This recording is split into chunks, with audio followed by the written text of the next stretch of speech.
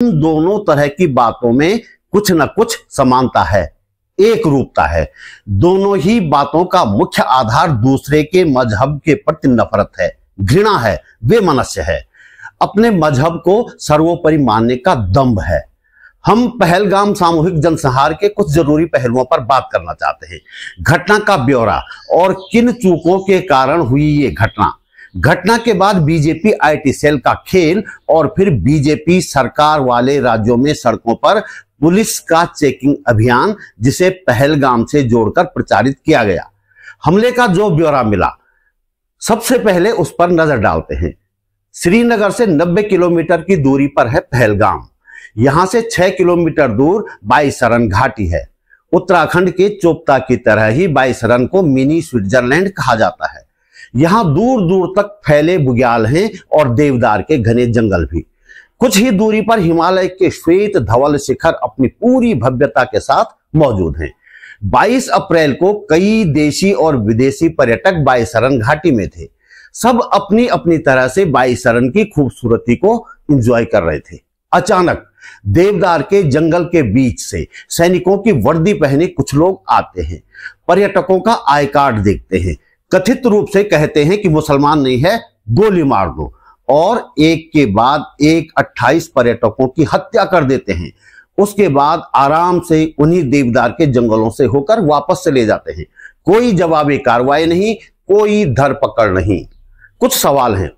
कश्मीर जैसे पाकिस्तान से लगे और लंबे समय तक आतंकवाद प्रभावित राज्य में आप इतने निश्चिंत कैसे हो गए कि हजारों पर्यटकों की सुरक्षा भगवान भरोसे छोड़ दी? इन पर्यटकों को किसने यकीन दिलाया कि अब कश्मीर पूरी तरह सुरक्षित है? जब हिंदू असुरक्षित है का नारा पूरे देश में फैलाया जा रहा है, तो कैसे मान लिया गया कि कश्मीर में हिंदू पूरी तरह सुरक्षित है? दूसरा सवाल, पहले कहा गया कि नोटबंदी ने आतंकवादियों की कमर तोड़ दी, फिर 370 हटाकर और जम्मू कश्मीर को 3 हिस्सों में तोड़कर भी ऐसा ही कहा गया। तो आतंकवादियों की कमर कैसे सीधी हो गई? सवाल यह भी है कि यदि हमलावर आतंकी कश्मीर के रहने वाले ही हैं, तो फिर वहां का प्रशासन उन्हें आज तक गिरफ्तार क्यों नहीं कर पाया, उनकी पहचान क्यों नहीं कर पाया?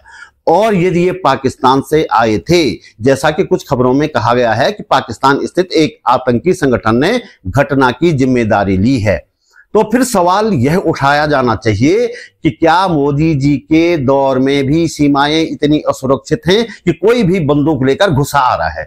और यह भी कि राजौरी और पूंछ जैसे सीमावर्ती इलाके से आतंकवादी इतनी दूर पहलगाम कैसे पहुंचे? कहां थी हमारी सुरक्षा व्यवस्था? कहां थी हमारी सुरक्षा एजेंसियां, खुफिया एजेंसियां? बात निकली है तो पुलवामा तक भी जरूर जाएगी और जानी भी चाहिए। कितने साल हो गए? 6 साल से ज्यादा। पुलवामा में 40 सैनिकों को बारूद से उड़ाए जाने के बाद जिन सवालों के जवाब तुरंत या कुछ ही दिन में मिल जाने चाहिए थे, आज तक नहीं मिले हैं। कहां से आया था पुलवामा में 300 किलो RDX? जब CRPF अपनी फोर्स शिफ्ट करने के लिए सुरक्षा की दृष्टि से एयरक्राफ्ट मांग रही थी, तो इसकी व्यवस्था क्यों नहीं की गई?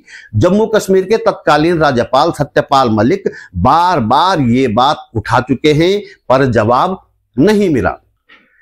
इस सवाल का जवाब भी आज तक नहीं मिला कि सैन्य टुकड़ियों की आवाजाही के वक्त सड़क पर आने वाले सभी रास्तों को बंद कर दिया जाता है, तो 14 फरवरी 2019 के दिन इन रास्तों से सुरक्षा क्यों हटा दी गई थी?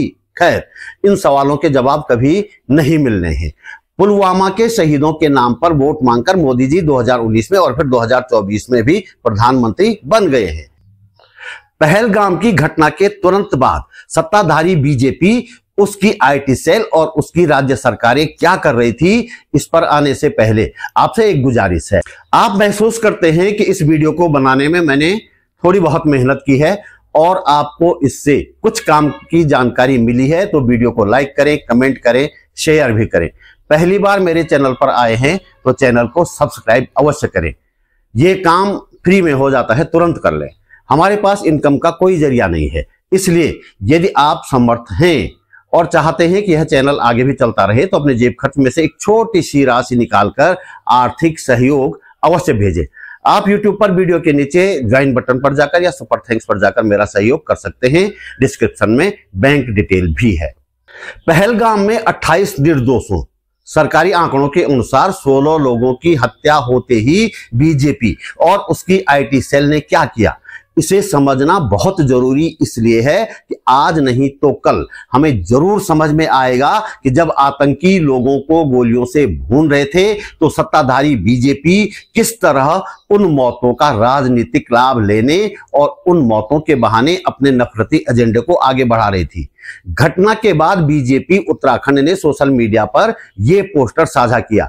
न कोई दुख, न अफसोस, न निंदा और न श्रद्धांजलि, सिर्फ और सिर्फ ये पोस्टर। कुछ देर बाद सोशल मीडिया पर एआई जनरेटेड इस पोस्टर के साथ एक टैगलाइन तैरने लगी, धर्म पूछा जाति नहीं। मैंने खुद भी जहां इस घटना के बारे में कुछ लिखा था वहां भी किसी न किसी ने पहुंचकर कमेंट में ये लाइन चिपका दी, यानी कि ऊपर से ऐसा आदेश आया और बीजेपी आरएसएस का पूरा कुनबा लग गया इसे आगे बढ़ाने में। संदेश ये था कि मुसलमानों से नफरत करो, हिंदू तो सभी जातियों के एक ही है। कितना बड़ा झूठ है ना, जैसे कि हमें तो मालूम ही ना हो कि इस देश में जाति के नाम पर क्या कुछ नहीं होता, और इसमें भी आपकी ही विचारधारा के लोग सबसे आगे हैं। इसी झूठ में तो बहके जा रहे हैं हम लगातार। यहां यह भी जरूर पूछा जाना चाहिए कि यदि आतंकवादी गोली मारने से पहले धर्म नहीं पूछते या धर्म के बजाय जाति पूछते तो तब क्या ठीक होता। बीजेपी के इस प्रचार का मतलब तो यही निकल रहा है।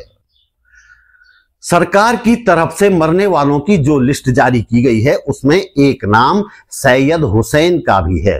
यदि सच में धर्म पूछकर ही मारना मकसद था तो सवाल यह कि सैयद हुसैन को क्यों मारा गया। कश्मीर में लोगों की रोजी रोटी पर्यटन से ही चलती है, वे लोग क्यों चाहेंगे कि फिर से अपने लिए रोजी रोटी का संकट पैदा करें। यह भी सवाल है कि पहले आतंकवादी सुरक्षा बलों को ही निशाना बनाते थे, अब अचानक वे पर्यटकों को क्यों निशाना बनाने लगे और ऐसा करके वे कश्मीरियों को यानी कि अपने ही धर्म के लोगों को भुखमरी की कगार पर क्यों पहुंचा रहे हैं। पहलगाम की दिल दहलाने वाली घटना के बाद जब देश को एकजुट होना चाहिए था, जब पीड़ित परिवारों के साथ खड़ा होना चाहिए था, तब सोशल मीडिया पर बीजेपी और उसकी आईटी सेल ये सब कर रहे थे। देश को झकझोर कर रख देने वाली इस घटना पर शोक मनाने की जगह उसने शुरू कर दिया था नफरत का कारोबार। बीजेपी की इस नफरती मुहिम को अमन के हिमायतियों और इंसानियत पसंद लोगों ने जमकर जवाब भी दिए। बीजेपी उत्तराखंड की वॉल पर संजय सिलसुवाल की टिप्पणी गौर करने लायक है। उन्होंने लिखा, शट अप बीजेपी। हमें सटीक जानकारी थी कि पूरी तैयारी के साथ मौका परस्त गिद्ध भाजपा के ही ऑफिस में थे। पूरे भारत ने इसे आतंकवादी हमला देखा और भाजपा ने हिंदू मुस्लिम का एंगल। राजीव ध्यानी ने बीजेपी छत्तीसगढ़ का ये पोस्टर साझा किया जिसमें लिखा है, धर्म पूछा जाति नहीं। याद रखेंगे, राजीव ध्यानी ने जो लिखा उस पर भी गौर करें। उन्होंने लिखा, हम भी याद रखेंगे कि उधर आतंकवादियों ने पहलगाम में नृशंस हत्याएं की और इधर तुम्हारे नफरती पोस्टर बचने शुरू हो गए। तुरंत नारा तैयार हुआ, तुरंत उस नारे पर 4-5 वेरिएशन के पोस्टर बन गए, तुरंत ही देश भर में प्रसारित भी हो गए। देश भर के तुम्हारे पार्टी तथा मीडिया कार्यकर्ता और पेड ट्रोल आर्मी एक स्वर में इस कैंपेन को आगे बढ़ाने में लग गए। उन्होंने गंभीर सवाल किया, इसे फुर्ती का उदाहरण माना जाए या तैयारी का।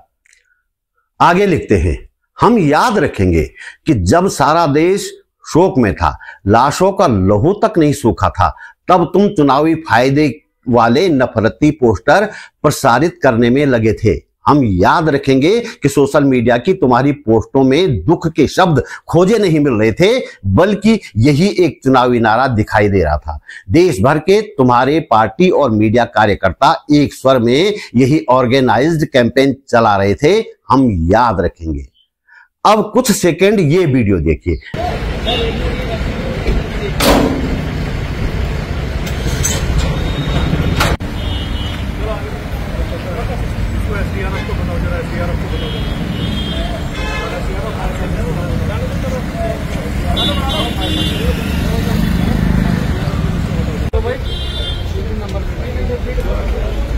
अभी वापस करवाइए नंबर पे, 11 नंबर पे।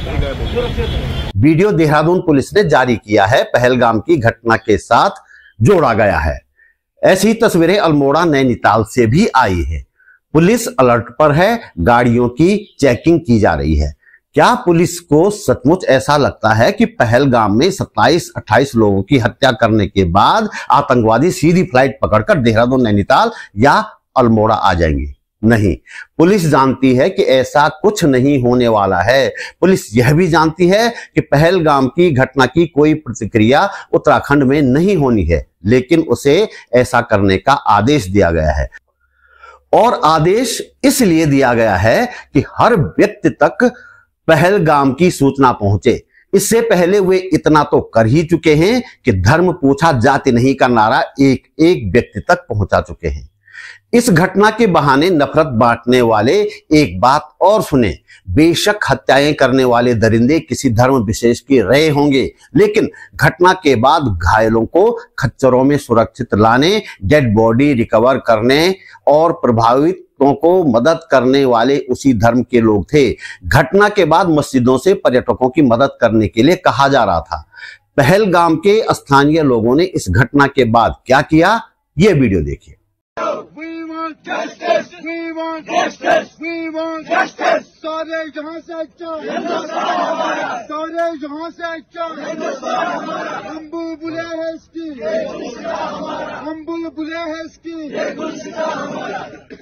हमारे अभी इधर जमा होने का मकसद, जो हमने अभी ये जेंटल मार्च किया है, हमारे यहाँ जमा होने का मकसद जो आज पहलगाम में टेरर अटैक हुआ है, हम पूरे पहलगाम की तरफ से तो दोस्तों, इस वीडियो में इतना ही।